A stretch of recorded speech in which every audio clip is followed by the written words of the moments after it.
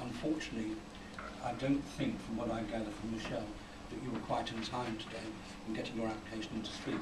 I'm going to waive my authority on that and say to you, it is only right that you're here, and that you should express the views of your members or put a question. And I gather what you've agreed to do is to ask a question. Is that correct? That's correct, Chair. If you'd graciously permit me, I'd also like to back that question up with just a short statement I've prepared on behalf of our members so that I can fully explain to the committee here. Then Michelle has told you that you have up to 3 minutes. Is that correct? Certainly. You understand that? Yeah. Okay. Cameron, would you like to start? Sure. So the question, what is Cambridgeshire's Chief Fire Officer and Cambridgeshire's Fire Authority's tipping point with regard to cuts? At what point will both openly, publicly protect CFRS emergency service through public opposition to such cuts? Cambridgeshire deserves better.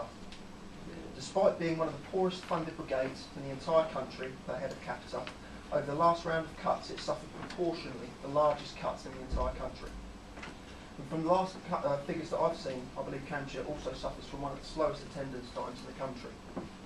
Your firefighters are reasonable people, yet over the last 2 to 3 years we've lost 24 whole-time firefighter jobs, 16 control jobs, 5 officer jobs, 1 hazardous materials unit, 1 incident support unit. We've received proposals to replace TLs with currently still unreliable carers, and of course the closure of Swaffham Community Fire Station. Our officers have had to change their shifts 3 times over the last 3 years, with potential further detrimental proposals only brewing. Our on-call members have had shift restrictions imposed. Our whole-time day career firefighters have had unwanted changes to their shifts, and no doubt, as you're aware, 155 of our 24-hour whole-time firefighters agreed changes to their shift, which detrimentally meant a significant sacrifice to their family life. Why? Our firefighters agreed this because they wanted to protect the frontline emergency service for our communities, and a promise that was made to that firefighters when they reluctantly accepted these changes. Combine this with 4 years of a real term pay cut when you include inflationary factors and a wholesale attack on our pensions, our firefighters have been reasonable. But despite all these major concessions, which is not an exhaustive list, there's even still more being demanded.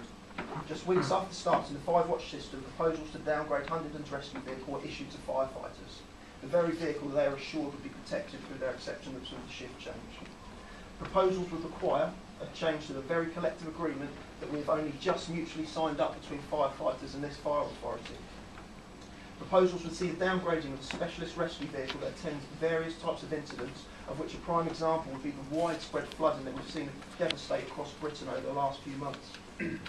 With resources stretched to breaking point, we've seen Eric Pickles come out and make public apologies to the communities.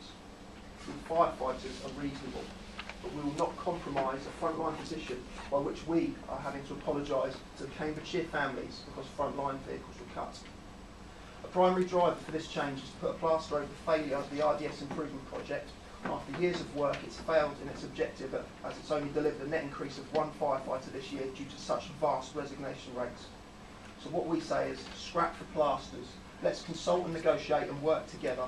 Work with the firefighters and the FBU to improve the terms and conditions that are badly needed for our committed on-call colleagues. This role is desirable again once more in the marketplace. Thank you, Cameron. Cambridgeshire deserves better. Thank you. Thank you.